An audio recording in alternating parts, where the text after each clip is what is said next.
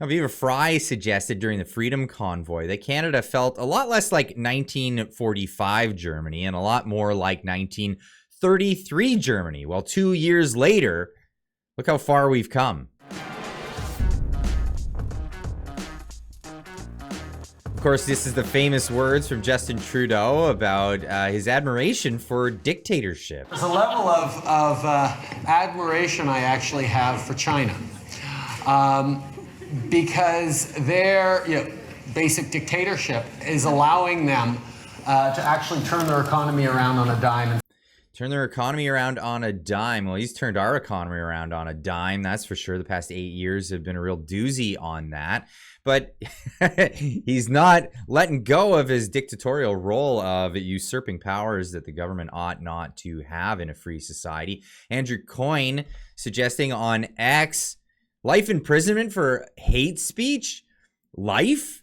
I know the bill could have been a lot worse in many ways, but this strikes me as insane. Online harms bill would create a new hate crime offense, make tech platforms responsible for harm content. Now, that is something that we've largely, as a legal framework, comes from the United States with the Digital Millennial Copyright Act in Section 230, which grants immunity to platform for user-generated content not being their responsibility, but the responsibility of the users themselves.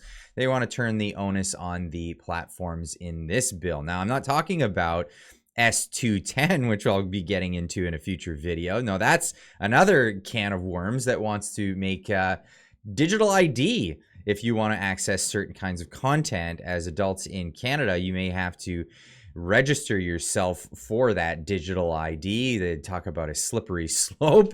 Why is that still considered a fallacy? I'm not sure. Let's get into this. Online harms bill puts the onus on tech platforms to remove CP. That's child naughty pictures. I'm not going to say that word out loud. The algorithm doesn't like that. But one word that the algorithm does like is scam. And by labeling it this way, it does feel like a big old scamity scam.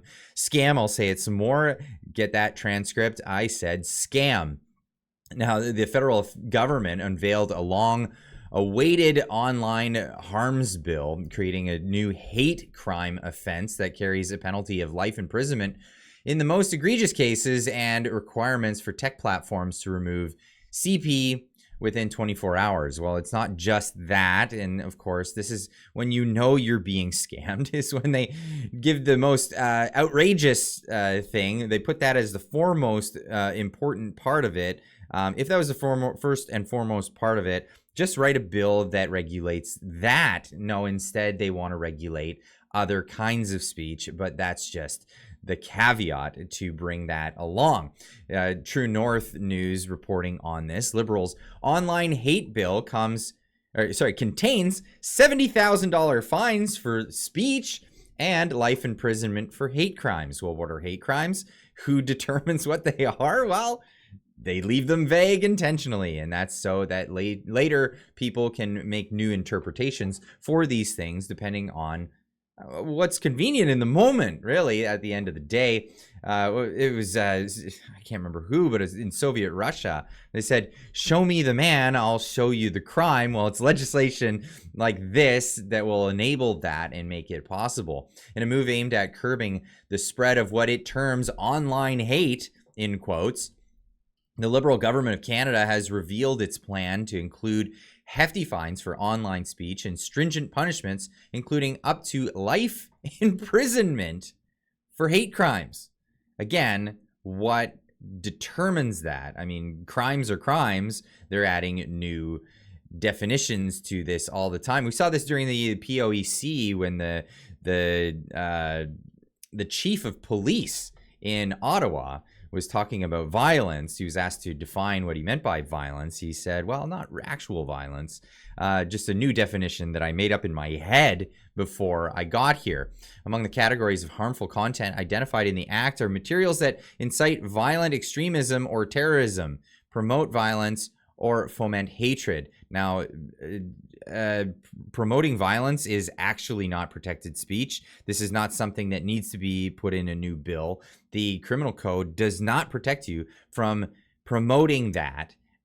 Promoting violent extremism or terrorism is also not covered. So what is this? Or foment hatred? Well, this is another vague attempt at creating a criminal offense for words that don't actually mean that. If you just say words and now it's how somebody's interpretation of it can be, they can come at you with this stuff. New standalone hate crime offense that would apply to every offense in the criminal code and in any other act of Parliament, allowing penalties up to life imprisonment to denounce and deter this hateful conduct as a crime itself, the technical briefing explained. So we're just going to amend some things and change the criminal code. Just all the definitions across the board. We're just going to rework all those definitions. The bill would also raise the maximum punishment for the 4 hate propaganda offenses from 5 years to life imprisonment for advocating for, I'm not saying the word out loud, and 2 years to 5 years for others when prosecuted by way of indictment. Now, Trudeau has been on a tirade just talking about who's allowed to say what stuff and where, and he wants to get back to the days where there are gatekeepers on information. There is out there a deliberate undermining of mainstream media. There are the conspiracy theorists, there are the social media drivers who are trying to do everything they can to keep people in their little filter bubbles, to prevent people from actually agreeing on a common set of facts, the way, the CBC and CTV, when they were our only sources of news, used to project across the country at least a common understanding of things. At least a common understanding of things that CBC used to project. Thank you very much for that explainer, Mr. Trudeau. But this is where we're at with this one. Now, anybody will also be able to file complaints against others for posting hate speech online, in quotes. This is discriminatory against protected categories such as gender, race, disability, and others. Now, this is an interesting development, because, let's get into it. Right after this, amendments to the Canadian Human Rights Act will let anybody file complaints against persons posting so-called hate speech with the Canadian Human Rights Commission. If found guilty, the Canadian Human Rights Tribunal can order those found to violate the government's definition of hatred with fines up to $70,000 and take down orders of content. Now, where have we seen this before? Well, comedians have been under attack for years in Canada. This is from years ago for a tirade of ugly words against a lesbian patron after appeal falls flat. Guy Earl this comedian was ordered by the BC Human Rights Tribunal to pay after a homosexual woman alleged his performance gave her post-traumatic stress disorder. I believe he had to pay $15,000. That's right. Slurs forced comic to pay $15,000 in that case. Would that be life imprisonment? 5 years? We're not sure. This is all going to be up for grabs once this bill gets rammed through. And ramming through is exactly what the Trudeau government is famous for. Now, Kean Bexte taking to X to give his condolences to the Canadian system here.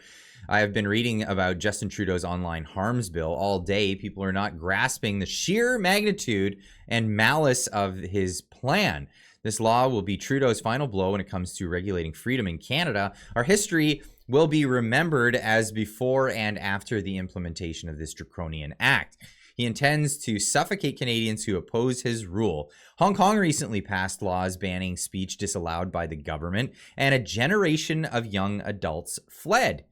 I'm in shock, and I'm forced to consider moving the counter signal and my family out of the country. Of course, Kean Bexte is the owner, writer, chief columnist for the Counter Signal. Here he is depicted with some great people in the last, just last month. I was there for the event. It was fantastic. It was amazing. But this is where we're at. Here is Justice Minister who has replaced Lametti. What a character, replaced by somebody else. It says that Bill C-63 will give Canadians more freedom of expression while establishing a digital safety commission. This is what the Online Harms Act will do. Under this bill, major online services will have 3 overarching obligations: a duty to protect children, a duty to act responsibly, and the duty to remove the most egregious content. This bill targets the worst of what we see online: content that sexually victimizes children or re-victimizes survivors, intimate content shared without consent, content that incites violence, extremism, or terrorism, content that incites violence or foments hatred, and content that is used to bully a child or induce a child to self-harm. Again, as I explained before, a lot of these things are already in the criminal code. A lot of times when you hear this coming from a politician trying to pass a bill, especially in the urgency of this, it makes you want to call a lot of it into question. Now, I'd love to have legal experts come in and give us more of an idea of what a lot of this stuff means, but I'll have to leave it at this for today. Leave a comment in the comment section down below. Let me know what you think of all of this, the support that you see with the mainstream media to push this agenda, to get this passed. Of course, they want to limit what's being said online. That's their competitor. That's absolutely their competition in the market.